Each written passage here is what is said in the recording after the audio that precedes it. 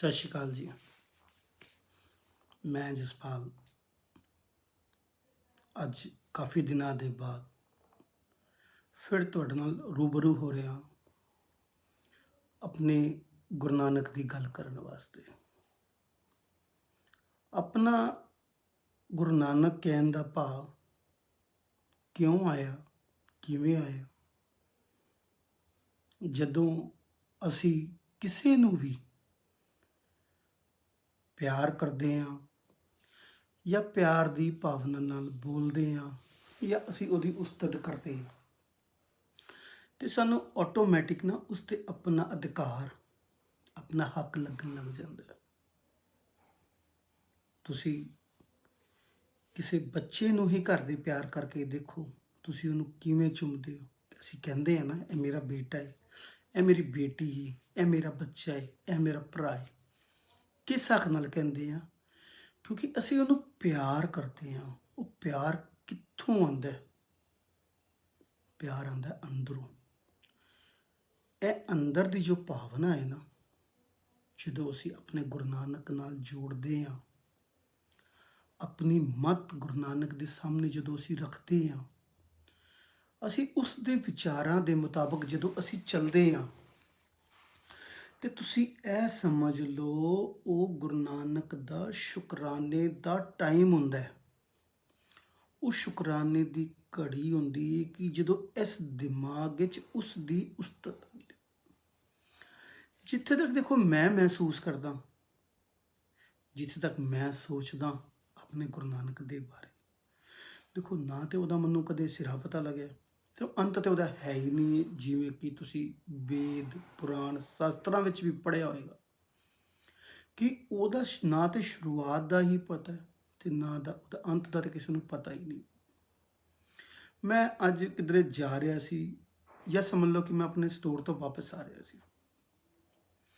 ਮੈਨੂੰ ਮਾਰਕੀਟ 'ਚੋਂ ਕੋਈ ਸਮਾਨ ਲੈਣਾ ਸੀ ਤੇ ਮੈਂ ਦੇਖਿਆ ਕਿ ਇੱਕ ਸ਼ਾਪਕੀਪਰ ਨੇ ਇੱਕ ਸਾਈਡ ਵਿੱਚ ਰੱਸੀ ਬੰਨ੍ਹ ਕੇ ਨਾ ਆਪਣਾ ਪੁਰਾਣਾ ਜਿਹਾ ਟੁੱਟਾ ਜਿਹਾ ਕੂਲਰ ਲਗਾ ਕੇ ਸਾਈਡ ਲਗਾਇਆ ਹੋਇਆ ਦੁਕਾਨ ਦੇ ਸਾਈਡ ਵਿੱਚ, ਡਿਊ ਟੂ ਰੀਜ਼ਨ ਕਿ ਕੋਈ ਬੰਦਾ ਇੱਥੇ ਕਾਰ ਨਾ ਖੜੀ ਕਰ ਸਕੇ। ਮੈਨੂੰ ਇੱਕ ਗੱਲ ਦਿਮਾਗ ਵਿੱਚ ਆਈ, ਜਦੋਂ ਮੈਂ ਜਾਂ ਤੁਸੀਂ ਕਿਸੇ ਮਾਰਕੀਟ ਜਾਂਦੇ ਹਾਂ, ਜਦੋਂ ਅਸੀਂ ਉਸ ਜਗ੍ਹਾ 'ਤੇ ਆਪਣੀ ਕਾਰ ਲਗਾਉਂਦੇ ਹਾਂ, ਸਾਨੂੰ ਪਾਰਕਿੰਗ ਦੀ ਥਾਂ ਜਦੋਂ ਮਿਲ ਜਾਂਦੀ ਹੈ ਤੇ ਅਸੀਂ ਕੀ ਕਹਿੰਦੇ ਹਾਂ? ਸੱਚੇ ਪਾਤਸ਼ਾਹ ਤੇਰਾ ਸ਼ੁਕਰ ਹੈ, ਜਗ੍ਹਾ ਮਿਲ ਗਈ, ਅਸੀਂ ਗੱਡੀ ਲਗਾ ਲਈ। ਉਹ ਜਦੋਂ ਸ਼ੁਕਰਾਨਾ ਅਸੀਂ ਆਪਣੇ ਗੁਰੂ ਨਾਨਕ ਨੂੰ, ਆਪਣੇ ਗੁਰੂ ਸਾਹਿਬ ਨੂੰ ਜਾਂ ਅਸੀਂ ਆਪਣੇ ਇਸ਼ਟ ਨੂੰ ਦਿੰਦੇ ਹਾਂ, ਜਦੋਂ ਉਸਦਾ ਧੰਨਵਾਦ ਕਰਦੇ ਹਾਂ, ਉਹਦਾ ਸ਼ੁਕਰੀਆ ਕਰਦੇ ਹਾਂ, ਉਹਦਾ ਥੈਂਕਫੁਲ ਹੁੰਦੇ ਹਾਂ, ਤੇ ਉਹ ਸ਼ੁਕਰਾਨਾ ਕੀ ਚੀਜ਼ ਹੈ ਗੁਰੂ ਸਾਹਿਬ ਆਪਣੇ ਕੋਲ ਨਹੀਂ ਰੱਖਦੇ। ਉਹ ਗੁਰੂ ਸਾਹਿਬ ਵੰਡ ਦਿੰਦੇ ਨੇ। ਕਿਹਨੂੰ ਵੰਡਦੇ ਨੇ? ਉਹਨੂੰ ਜਿਹਨੇ ਜਗ੍ਹਾ ਨੂੰ ਦਿੱਤਾ ਹੋਇਆ ਗੱਡੀ ਲਗਾਉਣ ਵਾਸਤੇ, ਉਸ ਨੂੰ ਜਿਹਨੇ ਉਹਦਾ ਥੈਂਕਸ ਕੀਤਾ। ਤੇ ਇਹ ਜਦੋਂ ਚੀਜ਼ ਥੈਂਕਸ, ਜਦੋਂ ਖੁਸ਼ੀਆਂ, ਸ਼ੁਕਰੀਆ ਜਦੋਂ ਡਿਸਟਰੀਬਿਊਟ ਹੁੰਦਾ ਤੇ ਉਹ ਸਾਰਿਆਂ ਦੇ ਕੋਲ ਜਾਂਦਾ ਹੈ। ਤੇ ਤੁਸੀਂ ਇੱਥੋਂ ਦੀ ਹੀ ਇੱਕ ਐਗਜ਼ਾਮਪਲ ਦੇ ਥਰੂ ਹੀ ਸੋਚ ਸਕਦੇ ਹੋ ਕਿ ਜਦੋਂ ਗੁਰੂ ਸਾਹਿਬ ਦਾ ਅਸੀਂ 5, 10, 15, 20, 30 ਮਿੰਟ ਦਾ ਪਾਠ, ਨਿਤਨੇਮ ਜਿਹਨੂੰ ਅਸੀਂ ਕਹਿੰਦੇ ਆ, ਉਹ ਕਰਦੇ ਹਾਂ, 5, 10, 15 ਮਿੰਟ ਦਾ ਜਾਂ 2 ਮਿੰਟ ਦਾ ਹੀ, ਜਾਂ 2 ਮਾਲਾ ਦਾ ਜਾਂ 5 ਮਾਲਾਵਾਂ ਦਾ ਵੀ ਸਿਮਰਨ ਕਰਦੇ ਹਾਂ, ਤੇ ਉਸ ਚੀਜ਼ ਦਾ ਵਾਧਾ ਸਾਡੇ ਘਰ ਕਿਵੇਂ ਦਾ ਆਉਂਦਾ ਹੋਵੇਗਾ? ਉਹ ਖੁਸ਼ੀਆਂ, ਉਹ ਚਮਤਕਾਰ, ਉਹ ਔਰਾ ਕਿਵੇਂ ਬਦਲਦਾ ਹੋਵੇਗਾ? ਤੁਹਾਨੂੰ ਆਪ ਵੀ ਇਸ ਗੱਲ ਦੇ ਬਾਰੇ ਫੀਲਿੰਗ ਬਣਾਉਣੀ ਚਾਹੀਦੀ ਹੈ। ਦੇਖੋ ਮੈਂ ਸਿਰਫ ਤੁਹਾਨੂੰ ਦੱਸ ਸਕਦਾ, ਕਹਿ ਸਕਦਾ, ਬੋਲ ਸਕਦਾ, ਬਟ ਉੱਥੇ ਭਾਵਨਾ ਦੀ ਤੁਹਾਡੀ ਲੋੜ ਹੈ। ਜਦੋਂ ਤੁਸੀਂ ਆਪਣੀ ਭਾਵਨਾ ਗੁਰੂ ਸਾਹਿਬ ਨਾਲ ਜੋੜੋਗੇ, ਗੁਰੂ ਨਾਨਕ ਦੇ ਸਾਹਮਣੇ ਝੁਕੋਗੇ, ਉਹਦੇ ਚਰਨਾਂ 'ਚ ਆਪਣਾ ਸਿਰ ਰੱਖੋਗੇ, ਤੇ ਜਦੋਂ ਤੁਸੀਂ ਸਿਰ ਰੱਖੋਗੇ ਤੇ ਉਹਦਾ ਹੱਥ ਤੁਹਾਡੇ ਸਿਰ ਤੇ ਆਏਗਾ ਹੀ ਆਏਗਾ। ਇਹਦਾ ਮੈਂ ਤੁਹਾਨੂੰ ਇੱਕ ਐਗਜ਼ਾਮਪਲ ਹੋਰ ਦਿੰਦਾ। ਸਾਡੇ ਘਰ ਕੋਈ ਗੈਸਟ ਆਉਂਦਾ, ਕੋਈ ਸਾਡਾ ਵੱਡਾ ਆਂਦਾ ਹੈ, ਮਾਸੀ ਆਂਦੀ ਹੈ, ਮਾਮਾ ਆਂਦਾ ਹੈ, ਜਾਂ ਸਾਡੇ ਮਾਪਿਓ ਕਿਧਰੇ ਬਾਹਰ ਗਏ ਨੇ, ਉਹ ਬਾਹਰੋਂ ਦੀ ਵਾਪਸ ਆਉਂਦੇ ਨੇ, ਅਸੀਂ ਝੁੱਕ ਕੇ ਉਹਨਾਂ ਦੇ ਪੈਰ ਛੂਹਦੇ ਹਾਂ। ਉਹ ਸਾਡੇ ਦੁਨਿਆਵੀ ਰਿਸ਼ਤੇ ਨੇ। ਜਦੋਂ ਅਸੀਂ ਉਹਨਾਂ ਨੂੰ ਝੁੱਕ ਕੇ ਪੈਰ ਛੂੰਹਦੇ ਹਾਂ, ਉਹਨਾਂ ਦਾ ਆਸ਼ੀਰਵਾਦ ਲੈਂਦੇ ਹਾਂ, ਉਹ ਸਾਨੂੰ ਬਲੈਸ ਕਰਦੇ ਨੇ। ਕੀ ਕਹਿੰਦੇ ਨੇ? ਖੁਸ਼ ਰਹੋ, ਵੱਡੀਆਂ ਵੱਡੀਆਂ ਉਮਰਾਂ, ਜਾਂ ਵਾਟਐਵਰ ਜੋ ਉਸ ਟਾਈਮ ਦੀ ਸਿਚੁਏਸ਼ਨ ਨਾਲ ਉਹ ਕਹਿਣਾ ਚਾਹੁੰਦੇ ਨੇ, ਉਹ ਕਹਿੰਦੇ ਨੇ। ਹੁਣ ਤੁਸੀਂ ਇਸ ਐਗਜ਼ਾਮਪਲ ਨੂੰ ਘੁਮਾ ਕੇ ਲੈ ਕੇ ਚੱਲੋ ਗੁਰੂ ਨਾਨਕ ਸਾਹਿਬ ਦੇ ਕੋਲ। ਅਸੀਂ ਗੁਰੂ ਨਾਨਕ ਸਾਹਿਬ ਦੇ ਪੈਰ ਛੁੱਕਦੇ ਹਾਂ, ਨਤਮਸਤਕ ਹੁੰਦੇ ਹਾਂ, ਉਹਦੇ ਚਰਨਾਂ 'ਚ ਆਪਣਾ ਸੀਸ ਰੱਖਦੇ ਹਾਂ, ਤੇ ਗੁਰੂ ਸਾਹਿਬ ਤੁਹਾਨੂੰ ਕੀ ਦਿੰਦੇ ਹੋਣਗੇ, ਤੁਹਾਨੂੰ ਉਹਦਾ ਅੰਦਾਜ਼ਾ ਹੀ ਨਹੀਂ ਲੱਗ ਸਕਦਾ।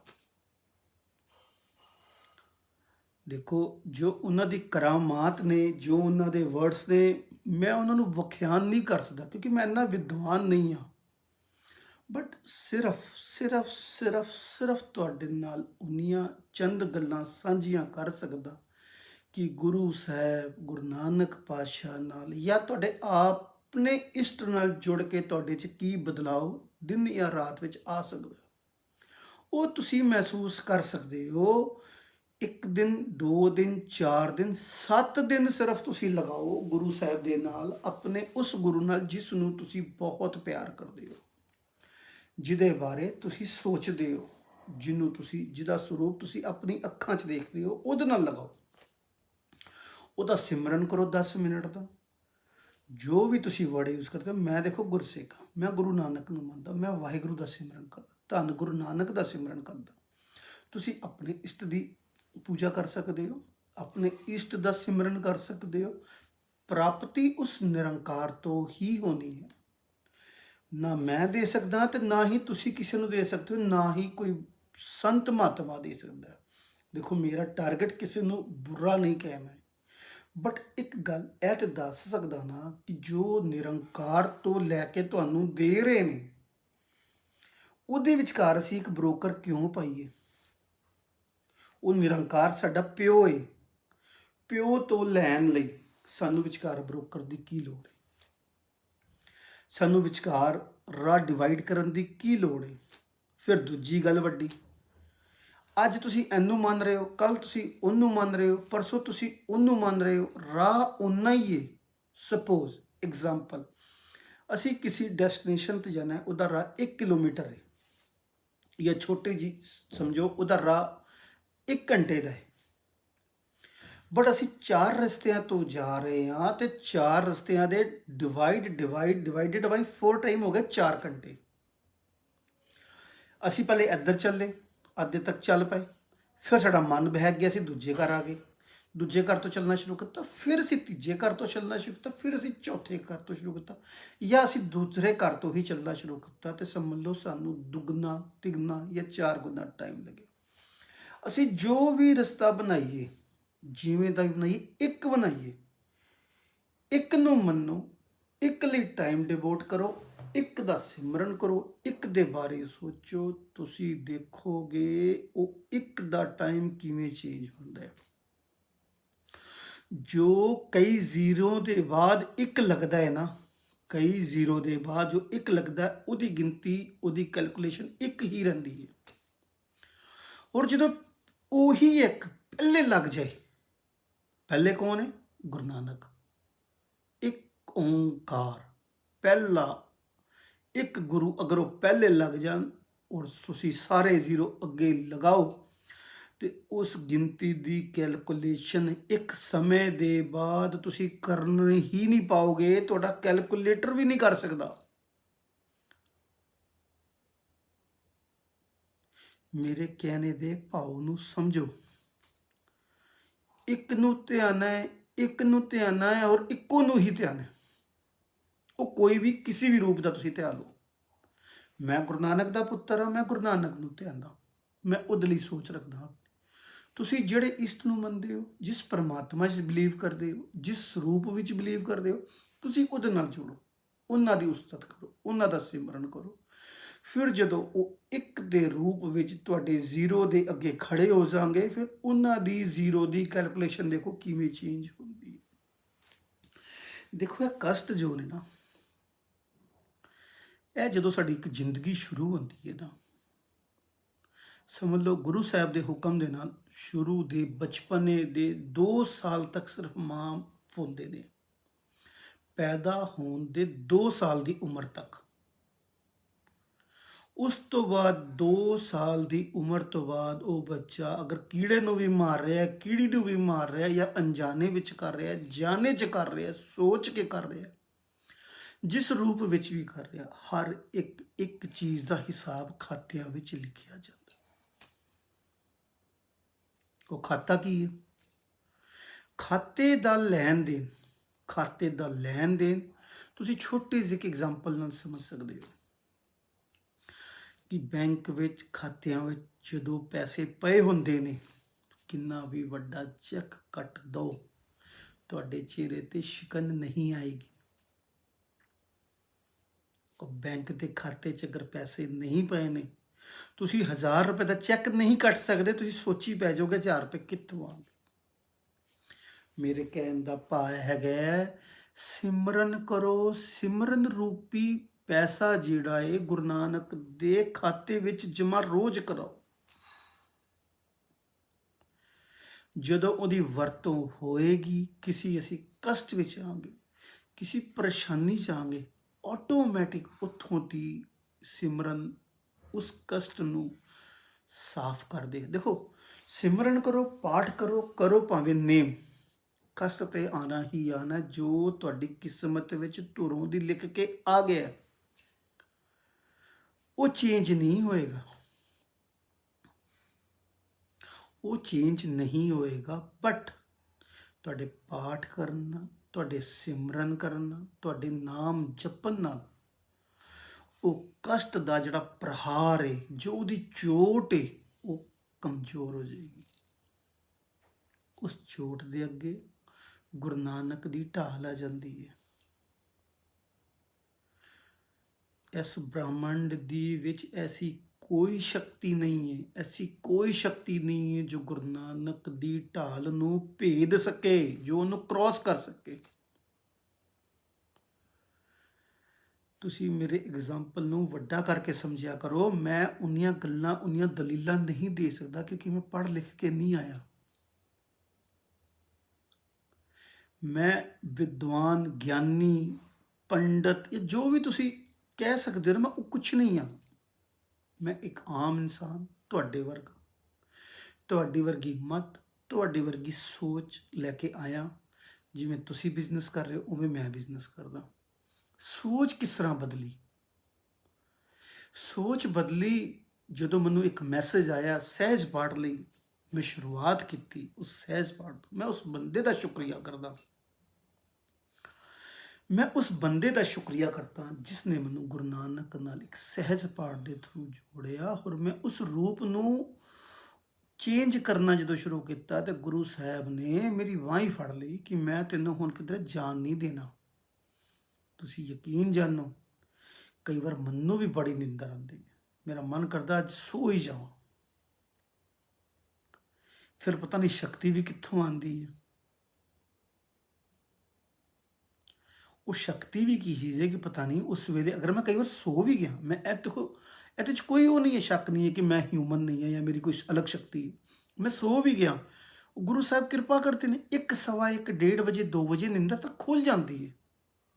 ਮੈਂ ਨਹੀਂ ਖੋਲਦਾ। ਮੈਂ ਅਗਰ ਸੌਣ ਲੱਗ ਜਾਂਦਾ, ਮੈਂ ਥੱਕਿਆ ਹੋਇਆ, ਮੈਂ ਫੀਲ ਕਰਦਾ, ਤੇ ਗੁਰੂ ਸਾਹਿਬ ਨੂੰ ਮੈਂ ਕਹਿ ਕੇ ਸੌਂਦਾ, ਗੁਰੂ ਸਾਹਿਬ ਮੇਰਾ ਮਜ਼ਾਕ ਨਾ ਬਣਾਇਓ, ਮੈਨੂੰ ਤੁਸੀਂ ਸਵਾ ਰਹੇ ਹੋ, ਮੈਨੂੰ ਪਤਾ ਲੱਗ ਰਿਹਾ ਮੈਂ ਪਾਠ ਕਰਨਾ ਔਰ ਤੁਸੀਂ ਮੈਨੂੰ ਸਵਾ ਰਹੇ ਹੋ, ਲੇਕਿਨ ਮੈਨੂੰ ਉਠਾ ਲਿਓ ਜਿਸ ਤਰ੍ਹਾਂ ਹੀ ਮੇਰਾ ਤਨ ਮਨ ਸਵਸਥ ਹੋ ਜਾਏ। ਉਹ ਉਠਾ ਲੈਂਦੇ ਨੇ। ਇਹ ਮੈਂ ਫੀਲ ਕੀਤਾ, ਇਹ ਮੇਰੀ ਪ੍ਰੈਕਟੀਕਲ ਵਿੱਚ ਆਇਆ, ਮੇਰੀ ਜ਼ਿੰਦਗੀ 'ਚ ਮੈਨੂੰ ਮਹਿਸੂਸ ਹੋਇਆ ਕਿ ਅਗਰ ਤੇ ਮੈਂ ਅਰਦਾਸ ਉਹਨਾਂ ਨੂੰ ਕੀਤੀ ਹੈ ਤੇ ਮੇਰੀ ਅਰਦਾਸ ਦਿਲ ਦੀ ਪੂਰੀ ਹੋਏਗੀ, ਔਰ ਹੋਈ ਹੈ। ਦੇਖੋ, ਕੋਈ ਚੀਜ਼ ਜਦੋਂ ਪੂਰੀ ਹੁੰਦੀ ਹੈ ਨਾ, ਬੰਦਾ ਉਸ ਨੂੰ ਹੀ ਦ੍ਰਿੜ ਨਿਸ਼ਚੇ ਨਾਲ ਕਹਿ ਸਕਦਾ ਹੈ ਕਿ ਇਹ ਮੈਂ ਦੇਖਿਆ ਹੈ, ਇਹ ਮੈਂ ਕੀਤਾ ਹੈ, ਇਹ ਮੈਂ ਮਹਿਸੂਸ ਕੀਤਾ, ਇਹ ਹੋਇਆ ਮੇਰੇ ਨਾਲ। ਅਦਰਵਾਈਜ਼ ਸਾਰੇ ਵਰਡਸ ਹੁੰਦੇ ਨੇ। ਦੇਖੋ, ਮੇਰਾ ਟਾਰਗੇਟ ਸਿਰਫ ਤੁਹਾਨੂੰ ਗੁਰੂ ਸਾਹਿਬ ਦੀ ਮਹਿਮਾ ਨਾਲ ਜੋੜਨਾ ਹੈ, ਤੁਹਾਨੂੰ ਪਾਠ ਦੇ ਵਿੱਚ ਲਗਾਉਣਾ ਹੈ, ਤੁਹਾਨੂੰ ਸਿਮਰਨ ਦੇ ਨਾਲ ਲਗਾਉਣਾ ਹੈ। ਹੋਰ ਮੇਰਾ ਕੋਈ ਟਾਰਗੇਟ ਨਹੀਂ ਹੈ, ਮੇਰਾ ਹੋਰ ਕੋਈ ਟਾਰਗੇਟ ਨਹੀਂ। ਜਦੋਂ ਤੁਸੀਂ ਲੱਗਦੇ ਹੋ ਉਸ ਗੁਰੂ ਨਾਨਕ ਨਾਲ, ਉਸ ਦਾ ਸ਼ੁਕਰੀਆ ਅਦਾ ਕਰਦੇ ਹੋ, ਜਦੋਂ ਤੁਸੀਂ ਉਹਦੀ ਰਜ਼ਾ 'ਚ ਬੈਠਦੇ ਹੋ, ਤੁਸੀਂ ਉਹਦੀ ਚਰਨਾਂ 'ਚ ਬੈਠਦੇ ਹੋ, ਫਿਰ ਤੁਸੀਂ ਦੇਖੋ ਕਿ ਤੁਹਾਡੇ ਖਾਤੇ 'ਚ ਕੀ ਕੀ ਆਉਂਦਾ। ਪਾਕਟ ਜਦੋਂ ਭਰੀ ਹੁੰਦੀ ਹੈ ਨਾ, ਬਾਜ਼ਾਰ ਜਾਓ ਸ਼ਾਪਿੰਗ ਕਰਨ, ਫੈਮਿਲੀ ਹੋਵੇ ਨਾਲ, ਕਿਸੇ ਚੀਜ਼ ਤੇ ਹੱਥ ਰੱਖਦੇ ਬੰਦਾ ਕਹਿੰਦਾ ਲੈ ਲੈ ਬੇਟੇ ਲੈ ਲੈ। ਔਰ ਜਦੋਂ ਪੈਸੇ ਹੋਣ ਜੇਬ ਵਿੱਚ ਘੱਟ, ਬੱਚਾ ਜਾਂ ਵਾਈਫ ਜਾਂ ਪਾਪਾ ਜਾਂ ਮੰਮੀ ਕੋਈ ਵੀ ਚੀਜ਼ ਨੂੰ ਹੱਥ ਰੱਖਣ ਸੀ ਸੋਚੀ ਪੈ ਜਾਂਦੇ ਆ। ਉਸ ਜੇਬ ਨੂੰ ਭਰੋ, ਆਪਣੇ ਖਾਤੇ ਨੂੰ ਭਰੋ ਗੁਰੂ ਨਾਨਕ ਦੇ ਸਿਮਰਨ ਦੇ ਨਾਲ। ਕਿਸੇ ਵੀ ਜਗ੍ਹਾ ਤੇ ਜਾ ਕੇ ਅਰਦਾਸ ਕਰਦੇ ਹੋ, ਤੁਹਾਡੇ ਕਸ਼ਟਾਂ ਦਾ ਨਿਵਾਰਣ ਉੱਥੇ ਹੋ ਜਾਏਗਾ। ਉੱਥੇ ਤੁਹਾਨੂੰ ਹਰ ਚੀਜ਼ ਦੀ ਪ੍ਰਾਪਤੀ ਹੋਏਗੀ ਜੋ ਤੁਹਾਨੂੰ ਇੱਛਾਵਾਂ ਨੇ। ਜਿੱਥੇ ਤੁਸੀਂ ਪਰੇਸ਼ਾਨ ਹੋ, ਜਿੱਥੇ ਤੁਸੀਂ ਫਸੇ ਹੋਏ ਹੋ, ਜਿੱਥੇ ਤੁਸੀਂ ਕੁਝ ਕਰ ਹੀ ਨਹੀਂ ਪਾ ਰਹੇ, ਤੁਸੀਂ ਸਮਝ ਹੀ ਨਹੀਂ ਆ ਰਿਹਾ, ਇੱਕ ਵਾਰ ਕਰੋ ਗੁਰੂ ਨਾਨਕ ਨੂੰ ਅਰਦਾਸ, ਇਹ ਸੱਚੇ ਪਾਤਸ਼ਾਹ ਕਿ ਅਗਰ ਇਹ ਲੜਕਾ ਮੈਨੂੰ ਦੱਸ ਰਿਹਾ ਹੈ ਸਿਮਰਨ ਕਰਨ ਦੇ ਬਾਰੇ, ਤੇ ਸਾਨੂੰ ਜੋੜ ਦਿਓ ਇੱਕ ਵਾਰ ਮੇਰੇ ਕਹਿਣ ਤੇ ਜੁੜੋ। ਰਿਜ਼ਲਟ ਅਗਰ 100% ਨਾ ਆਏ ਤੇ ਤੁਸੀਂ ਮੇਰੇ ਕਮੈਂਟ 'ਚ ਲਿਖ ਦੇਣਾ ਕਿ ਜਸਪਾਲ ਵੀਰ ਜੀ, ਤੁਹਾਡੀ ਇੱਕ ਗੱਲ ਕਹੀ ਝੂਠੀ ਹੈ, ਤੁਹਾਡਾ ਇੱਕ ਵਰਡ ਕਿਹਾ ਝੂਠਾ ਹੈ। ਭਰੋਸਾ ਕਰੋ, ਇੱਕ ਵਾਰ ਗੁਰੂ ਨਾਨਕ ਤੇ ਭਰੋਸਾ ਕਰਕੇ ਦੇਖੋ। ਭਰੋਸਾ ਤੁਸੀਂ ਬੜਾ ਕਰਦੇ ਹੋ, ਸੋਚ ਬੜੀ ਵੱਡੀਆਂ ਨੇ ਤੁਹਾਡੀਆਂ, ਮੇਰੇ ਤੋਂ ਵੀ ਅਪਾਰ ਵੱਡੀਆਂ ਨੇ। ਜੋ ਲੋਕ ਅਜੇ ਤੱਕ ਸਿਮਰਨ ਨਾਲ ਨਹੀਂ ਜੁੜੇ, ਜੋ ਪਾਠ ਨਹੀਂ ਕਰ ਰਹੇ, ਜੋ ਉਹਦੀ ਉਸਤਤ ਨਹੀਂ ਕਰ ਰਹੇ, ਮੈਂ ਉਹਨਾਂ ਨੂੰ ਇੱਕ ਅਰਦਾਸ ਕਰਦਾ ਕਿ ਇੱਕ ਵਾਰ ਗੁਰੂ ਨਾਨਕ ਦੀ ਬਾਂਹ ਤੇ ਫੜੋ, ਲੜ ਤੇ ਲੱਗੋ। ਬਾਂਹ ਤੇ ਅਸੀਂ ਫੜਨੀ ਹੈ, ਅਗਰ ਉਹ ਫੜਾ ਦੇ ਤਾਂ ਨਾ, ਉਹ ਫੜਾਏਗਾ ਤੇ ਅਸੀਂ ਬਦਲਾਂਗੇ ਨਾ। ਤੁਸੀਂ ਕੋਸ਼ਿਸ਼ ਤੇ ਕਰੋ, ਗੁਰੂ ਨਾਨਕ ਨੂੰ ਕਹੋ, ਗੁਰੂ ਨਾਨਕ ਪਾਤਸ਼ਾਹ ਇੱਕ ਚਾਂਸ ਦੇ, ਸਾਨੂੰ ਇੱਕ ਚਾਂਸ ਦੇ, ਅਸੀਂ ਤੇਰੇ ਨਾਲ ਜੁੜਨਾ ਚਾਹੁੰਦੇ। ਅਸਰ ਦੇਖੋ ਫਿਰ ਤੁਸੀਂ ਉਸ ਅਰਦਾਸ ਦਾ। ਅਰਦਾਸ ਜ਼ਰੂਰ ਕਰਿਆ ਕਰੋ, ਖੜੇ ਹੋ ਕੇ ਕਰ ਲਿਆ ਕਰੋ, ਬਹਿ ਕੇ ਕਰ ਲਿਆ ਕਰੋ, ਲੇਟੇ ਲੇਟੇ ਕਰ ਲਿਆ ਕਰੋ, ਸੁੱਖ ਵਿੱਚ ਕਰ ਲਿਆ ਕਰੋ, ਦੁੱਖ ਵਿੱਚ ਕਰ ਲਿਆ ਕਰੋ, ਗੁਜ਼ਰਦੇ ਲੰਘਦੇ ਟੱਪਦੇ ਬੈਠਦੇ ਅਰਦਾਸ ਕਰ ਲਿਆ ਕਰੋ। ਸਾਡੇ ਧਰਮ ਵਿੱਚ ਕੋਈ ਵਹਿਮ ਨਹੀਂ ਹੈ ਕਿਸੇ ਵੀ ਚੀਜ਼ ਦਾ ਕਿ ਅਰਦਾਸ ਖੜੇ ਹੋ ਕੇ ਹੀ ਹੋਏਗੀ, ਬਹਿ ਕੇ ਹੀ ਹੋਏਗੀ ਜਾਂ ਲੇਟ ਕੇ ਹੀ ਹੋਏਗੀ। ਮੈਂ ਕਹਿੰਦਾ ਤੁਹਾਨੂੰ ਜਿੱਥੇ ਮੌਕਾ ਮਿਲੇ ਤੁਸੀਂ ਟਰਾਈ ਕਰਕੇ ਦੇਖੋ। ਮੈਂ ਤੁਹਾਨੂੰ ਉਹਦਾ ਐਗਜ਼ਾਮਪਲ ਦਿੰਦਾ, ਮੈਂ ਵੀਡੀਓ ਨੂੰ ਵੱਡਾ ਨਹੀਂ ਕਰਨਾ ਚਾਹੁੰਦਾ, ਲੇਕਿਨ ਮੇਰੀ ਮਜਬੂਰੀ ਹੈ। ਅਗਰ ਮੈਂ ਆਪਣੇ ਐਕਸਪੀਰੀਅੰਸ ਨੂੰ ਦੱਸਣਾ ਸ਼ੁਰੂ ਕਰਾਂ ਤੇ 5-5 ਘੰਟੇ ਦੀ ਵੀਡੀਓ ਬਣ ਜਾਏਗੀ, ਤੁਸੀਂ ਦੇਖ ਨਹੀਂ ਪਾਓਗੇ। ਦੇਖਣਗੇ ਉਹੀ ਜੋ ਗੁਰੂ ਨਾਨਕ ਨੂੰ ਪਿਆਰ ਕਰਦੇ ਨੇ, ਜੋ ਉਹਦੇ ਬਾਰੇ ਸੁਣਨਾ ਚਾਹੁੰਦੇ ਨੇ। ਫਿਲਹਾਲ ਮੈਂ ਤੁਹਾਨੂੰ ਇੱਕ ਵੀਡੀਓ ਦੇ ਥਰੂ ਆਪਣੇ ਵਰਡਸ ਸਾਂਝੇ ਕਰਨਾ ਚਾਹੁੰਦਾ। 2 ਸਾਲ ਪੁਰਾਣੀ ਗੱਲ ਹੈ। ਠੰਡ ਦਾ ਟਾਈਮ, ਮੈਂ ਠੰਡ ਦੇ ਦਿਨਾਂ 'ਚ ਕਾਰ ਤੇ ਦਿੱਲੀ ਨਹੀਂ ਜਾਂਦਾ, ਬਾਈ ਟ੍ਰੇਨ ਜਾਂਦਾ, ਕਿਉਂਕਿ ਫੌਗ ਹੁੰਦੀ ਹੈ, ਧੁੰਦ ਹੁੰਦੀ ਹੈ। ਹੋਇਆ ਕਿ ਮੈਂ ਟ੍ਰੇਨ ਦੀ ਟਿਕਟ ਬੁੱਕ ਕਰਾਈ, ਜਿਹਨੇ ਦਿੱਲੀ ਜਾ ਕੇ ਮੈਨੂੰ ਉਤਾਰਨਾ ਸੀ। ਮੈਂ ਥੋੜ੍ਹਾ ਸੰਖੇਪ ਵਿੱਚ ਦੱਸਾਂਗਾ ਤਾਂ ਕਿ ਤੁਹਾਡਾ ਇੰਟਰਸਟ ਰਹੇ ਉਸ ਗੱਲ ਨੂੰ ਸੁਣਨ ਦਾ। ਉਹਨੇ ਮੈਨੂੰ ਦਿੱਲੀ ਉਤਾਰਨਾ ਸੀ, ਟ੍ਰੇਨ ਆਉਣੀ ਸੀ 3 ਨੰਬਰ 'ਤੇ, ਆ ਗਈ 5 ਨੰਬਰ 'ਤੇ। ਜਦ ਤੱਕ ਮੈਨੂੰ ਪਤਾ ਲੱਗਦਾ ਉਹ ਟ੍ਰੇਨ ਚਲੀ ਛੁੱਟ ਗਈ। ਬੜਾ ਦੁੱਖ ਹੋਇਆ। ਨਾਲੋਂ ਨਾਲ ਹੀ ਮੈਂ ਕੁਲੀ ਨਾਲ ਜਾਂ ਟੀਟੀ ਨਾਲ ਮੈਂ ਕਿਸੇ ਨਾਲ ਗੱਲ ਕੀਤੀ, ਕਹਿੰਦਾ ਕਿ ਉਹ ਚਲੀ ਗਈ ਹੈ, ਦੂਸਰੀ ਇੱਕ और आ गई है, रोहिल्ला सराय करके है, वो भी दिल्ली जाती है, वो आपको उतार देगी, लेकिन वो 3 नंबर पे आई हुई है। तो ਉਹਨੂੰ ਜਾਣੇ 'ਚ ਅਜੇ 2-4-5 ਮਿੰਟ ਸੀ। ਮੈਂ ਬ੍ਰਿਜ ਕ੍ਰਾਸ ਕੀਤਾ ਔਰ ਜਾ ਕੇ ਉਸ ਟ੍ਰੇਨ ਦੇ ਅੰਦਰ ਚੜ ਗਿਆ। ਉਹ ਟ੍ਰੇਨ ਦੀ ਮੇਰੇ ਕੋਲ ਟਿਕਟ ਤੇ ਮੇਰੇ ਕੋਲ ਹੈਗੀ ਸੀ, ਕਿਉਂਕਿ ਮੇਰੇ ਕੋਲ ਪਹਿਲੀ ਟਿਕਟ ਸੀ। ਉਹਦੇ 'ਚ ਟ੍ਰੇਨ ਦਾ ਨਾਮ ਜ਼ਰੂਰ ਸੀ, ਬਟ ਟ੍ਰੇਨ ਦੀ ਟਿਕਟ ਹੈਗੀ ਸੀ, ਸੀਟ ਨਹੀਂ ਸੀ। ਰਿਜ਼ਰਵੇਸ਼ਨ ਮੇਰੀ ਪਹਿਲੀ ਟ੍ਰੇਨ ਸੀ ਜੋ ਕਿ ਜਾ ਚੁੱਕੀ ਸੀ। ਮੈਂ ਚੜ ਗਿਆ, 2 ਮਿੰਟਾਂ ਬਾਅਦ ਟੀਟੀ ਆ ਗਿਆ। ਕਹਿੰਦਾ ਸਰਦਾਰ ਜੀ ਚढ़ तो गए हो, टिकट है? मैं क्या है? कहना सीट है। मैं क्या सीट नहीं है। कहना फिर उतर जाओ पहले। मैं कहा उतरूंगा तो नहीं, सीट तो तुम ही दे दोगे। मैं भी बड़े अभिमान घमंड च गया, बट अंदरों मैनू पता सी कि जसपाल तेरे को सीट नहीं है, तू गल कह तो दिती है, कहता है टीटी कहता है बैठ खड़े रहना, बैठना मत, मैं अभी आ रहा हूँ आधे घंटे में सारी टिकटें चेक करके, तुमको मैंने अंबाले उतारना है। यह कह के मैंने चला गया। मेरे दिल च बड़ा तुक तुक होई, डर भी लग गया। मैं हूँ खड़ा तो सी, क्योंकि नाइट का टाइम सी, राती 11:30 बजे शायद ट्रेन आती है या 11:15 आती है, इस दरम्यान के आस पास आती है, मैंने टाइम पर्टिकुलर याद नहीं है। मैं उत्थे खड़े खड़े गुरु साहब नूं अरदास करती कि सच्चे पातशाह हुण सहारा तेरा ही है, आसरा तेरा ही है, मैं राती अगर उतारता ने मैनूं तो मैं जावांगा कित्थे। इन्नी गल सी, मैं अरदास कर गया, उधर ठीक 10 मिनट बाद टीटी आ गया। कहना बोलो सरदार जी, अभी तक खड़े ही हो, तैयारी करो। मैं कहा सर सीट तो आपने ही देनी है, आप सोचो कैसे देनी है।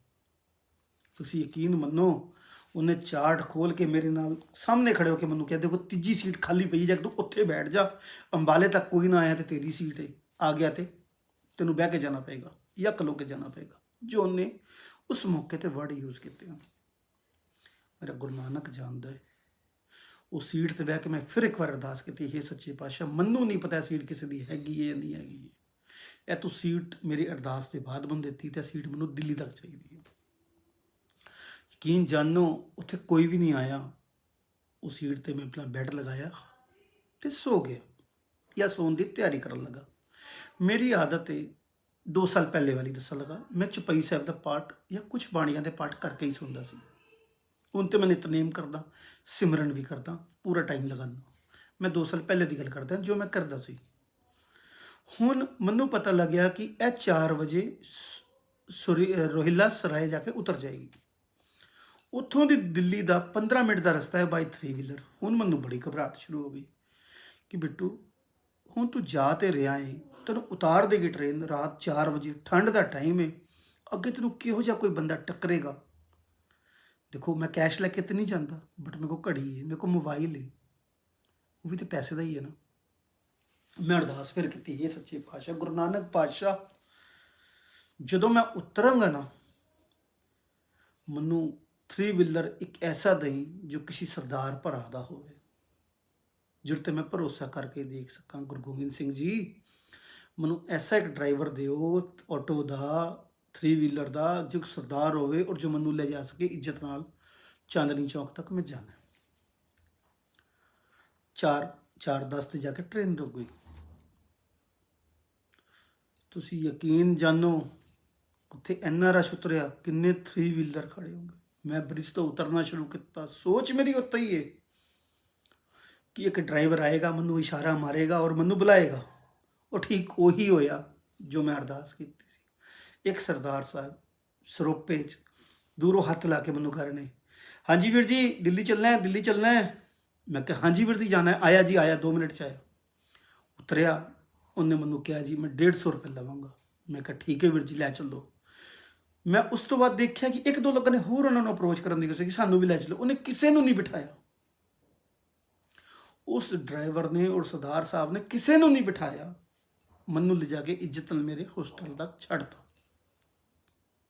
यह होंदी अरदास की पावर। मैं तुहानूं अपने दिल की गल्लां दस रहा। जो मैं घट करदा सी पाठ, बट वो सुध विच रहिंदा सी, वो सोच विच रहिंदा सी, तां मैनूं इन्ना कुछ मिलता सी। हुण तो मैं गुरु साहब का नाम नेम सिमरन सब आप जी की कृपा, उसकी कृपा नाल करदा। मेरे कहने का भाव सिर्फ इन्ना ही है, खाते भरो रोज़, खाते नहीं भरोगे कैश नहीं बाहर आएगा, नाम नहीं जपोगे जियोगे जीनी। देखो जिनी जिंदगी लिखा के बंदा जो आया ना, जिएगा तो जरूर, वो जिएगा जरूर, लेकिन जीने का ढंग का स्टाइल अपना अपना होता है, अपनी अपनी सोच होती है, अपने अपने विचार होंगे। गुरु नानक नाल जुड़ के जी के तो देखो, यकीन जानो जो मैं रिजल्ट तुहानूं दस रहा ना, उस तो ज़्यादा रिजल्ट आएगा। मेरा सिर्फ एक टारगेट है, सिर्फ एक टारगेट है, गुरु नानक नाल तुहानूं जोड़ना, तुहाडे इष्ट नाल तुहानूं जोड़ना। मेरा होर कोई टारगेट नहीं। आज मैं वीडियो बहुत दिन बाद बना पाया कि थोड़ा जिहा मैं बिजी सी किसी होर कम्मां च काज, तो शायद गुरु नानक दी ਸੋਚ ਵਿੱਚ ਮੈਂ ਜੁੜ ਨਹੀਂ ਪਾ ਰਿਹਾ ਸੀ। ਪਾਠ ਕਰਨਾ ਇੱਕ ਅਲੱਗ ਗੱਲ ਹੈ, ਇੱਥੇ ਕੈਮਰੇ ਦੇ ਸਾਹਮਣੇ ਰੂਬਰੂ ਹੋ ਕੇ ਗੁਰੂ ਨਾਨਕ ਦੀ ਉਸਤਤ 'ਚ ਬੋਲਣਾ ਇੱਕ ਅਲੱਗ ਗੱਲ ਹੈ। ਅਗਰ ਮੇਰੇ ਕੋਲ ਕਾਪੀ ਕਿਤਾਬ ਹੋਵੇ ਫਿਰ ਤਾਂ ਤੁਸੀਂ ਮੇਰੇ ਤੋਂ ਰੋਜ਼ ਪੜ੍ਹਾ ਲਓ, ਉਹ ਅੱਖਰ ਪੜ੍ਹ ਕੇ ਹੀ ਬੋਲਣੇ ਨੇ, ਉਹ ਦਿਲ ਦੇ ਵਿੱਚੋਂ ਆਵਾਜ਼ਾਂ ਨਹੀਂ ਆਉਂਦੀਆਂ। ਹੋਰ ਜਦੋਂ ਮੈਂ ਬੋਲਣਾ ਹੈ ਨਾ, ਜੋ ਮੈਂ ਤੁਹਾਨੂੰ ਬੋਲ ਕੇ ਦੱਸ, ਇਹ ਦਿਲ ਦੀ ਆਵਾਜ਼ਾਂ, ਇਹ ਮੇਰੇ ਰੋਜ਼ ਦੇ ਵਿਚਾਰ ਨੇ, ਇਹ ਮੇਰੀ ਰੋਜ਼ ਦੀ ਸੋਚ ਹੈ, ਇਹ ਮੇਰਾ ਗੁਰੂ ਨਾਨਕ ਦਾ ਮੇਰਾ ਪਿਆਰ ਹੈ। ਇਹ ਗੁਰੂ ਨਾਨਕ ਮੈਨੂੰ ਦੇਖਦਾ ਹੈ, ਮੈਨੂੰ ਸਮਝਦਾ ਹੈ, ਤੇ ਮੈਂ ਆਵਾਜ਼ ਤੁਹਾਡੇ ਅੱਗੇ ਪਹੁੰਚਾਉਂਦਾ, ਤੁਹਾਡੇ ਕੰਨਾਂ ਤੱਕ। ਸਮਝੋ ਇਸ ਭਾਵਨਾ ਨੂੰ ਮੈਂ ਕੀ ਕਹਿਣਾ ਚਾਹੁੰਦਾ, ਸਮਝੋ। ਕਰੋ ਉਸਤਤ, ਕਰੋ ਅਰਦਾਸ ਕਿ ਹੇ ਗੁਰੂ ਨਾਨਕ, ਹੇ ਗੁਰੂ ਨਾਨਕ, ਸੋਝੀ ਪਾਈ ਆ, ਕੋਈ ਮਿਲਾਇਆ ਹੀ, ਕਿਸੇ ਨੇ ਆ ਕੇ ਕੈਮਰੇ ਦੇ ਅੱਗੇ ਬੋਲਤਾ ਹੈ ਨਾ, ਤੇ ਸਾਨੂੰ ਜੋੜ ਹੀ ਲੈ। ਇੱਕ ਵਾਰ ਕਹੋ, ਇੱਕ ਵਾਰ ਕਹੋ ਧੰਨ ਗੁਰੂ ਨਾਨਕ ਸਾਨੂੰ ਜੋੜ, ਇੱਕ ਵਾਰ ਕਹਿ ਕੇ ਦੇਖੋ ਸਾਨੂੰ ਜੋ ਰਿਜ਼ਲਟ, ਜੋ ਤੁਹਾਨੂੰ ਮੈਂ ਪ੍ਰੈਕਟੀਕਲ ਦੱਸ ਰਿਹਾ, ਤੁਹਾਨੂੰ ਇਸ ਤੋਂ 100% ਜ਼ਿਆਦਾ ਆਏਗਾ, ਇਹ ਮੇਰੀ ਗਾਰੰਟੀ। ਮੈਂ ਤਾਂ ਡਰਦਾ ਬੋਲਦੇ ਵੇਲੇ ਕਿ ਲੋਕ ਮੇਰੀ ਗੱਲ ਨੂੰ ਫੜ ਨਾ ਲੈਣ, ਮੇਰੀ ਗੱਲ ਨੂੰ ਖਰਾਬ ਨਾ ਸਮਝਣ ਲੱਗ ਜਾਣ, ਲੇਕਿਨ ਉਸਦੇ ਪਿਆਰ ਵਿੱਚ ਤੁਸੀਂ ਡੁੱਬੋਗੇ ਨਾ, ਤੁਹਾਨੂੰ ਲੱਗੇਗਾ ਮੈਂ ਦੁਨੀਆ ਦੀ ਹਰ ਗੱਲ ਸੱਚ ਕਹਿ ਰਿਹਾ। ਤੁਸੀਂ ਬੋਲੋਗੇ, ਤੁਸੀਂ ਬੋਲੋਗੇ, ਤੁਹਾਡਾ ਦਿਲ ਕਰੇਗਾ ਕਿ ਮੈਂ ਉਸਤਤ ਕਰਾਂ, ਮੈਂ ਬੋਲਣਾ ਕੈਮਰੇ ਸਾਹਮਣੇ, ਤੁਹਾਡੇ ਵਿਚਾਰ ਮੇਰੇ ਸਾਹਮਣੇ ਆਉਣਗੇ, ਸਾਰਿਆਂ ਦੇ ਸਾਹਮਣੇ ਆਉਣਗੇ। ਇਹ ਵਿਚਾਰ ਜੋ ਮੇਰੇ ਦਿਲ ਨੇ, ਮੇਰੇ ਦਿਲ ਵਿੱਚ ਨੇ, ਕੈਮਰੇ 'ਚ ਆਉਣ ਦਾ ਕਾਰਨ ਕੀ ਕਿ ਮੈਂ ਤੁਹਾਨੂੰ ਦੱਸਿਆ, ਬੋਲਿਆ, ਕਿਉਂ? ਉਸ ਦੀ ਉਸਤਤ ਕਰੋ, ਉਸ ਦੀ ਉਸਤਤ ਕਰੋ। ਕਿਹਦੀ? ਗੁਰੂ ਨਾਨਕ। ਪੈ ਜਾਓ ਉਹਦੇ ਚਰਨਾਂ 'ਚ, ਡੁੱਲ ਜਾਓ, ਡੁੱਬ ਜਾਓ, ਉੱਠਿਓ ਹੀ ਨਾ ਜਦ ਤੱਕ ਉਹ ਬਖਸ਼ਿਸ਼ ਨਾ ਕਰੇ। ਕਰਕੇ ਦੇਖੋ, ਭਰੋਸਾ ਮੇਰਾ, ਦਾਤਾਂ ਤੁਹਾਡੀਆਂ। ਮੰਗੋ ਤੇ ਸਹੀ ਦਾਤਾਰ ਤੋਂ, ਮੰਗ ਕੇ ਤੇ ਦੇਖੋ ਕਿ ਦਾਤਾਂ ਕਿੱਦਾਂ ਆਉਂਦੀਆਂ ਨੇ, ਰੁੜ ਰੁੜ ਕੇ ਆਉਂਗੀਆਂ, ਰੁੜ ਰੁੜ ਕੇ ਆਉਂਗੀਆਂ, ਹਰ ਘੜੀ ਆਉਂਗੀਆਂ, ਹਰ ਮਿੰਟ 'ਚ ਆਉਂਗੀਆਂ। ਸੋਚੋਗੇ ਘੱਟ ਆਏਗਾ, ਜ਼ਿਆਦਾ। ਕਰੋ ਭਰੋਸਾ ਗੁਰੂ ਨਾਨਕ, ਧੰਨ ਗੁਰੂ ਨਾਨਕ, ਧੰਨ ਗੁਰੂ ਨਾਨਕ, ਧੰਨ ਗੁਰੂ। ਸਤਿ ਸ਼੍ਰੀ ਅਕਾਲ।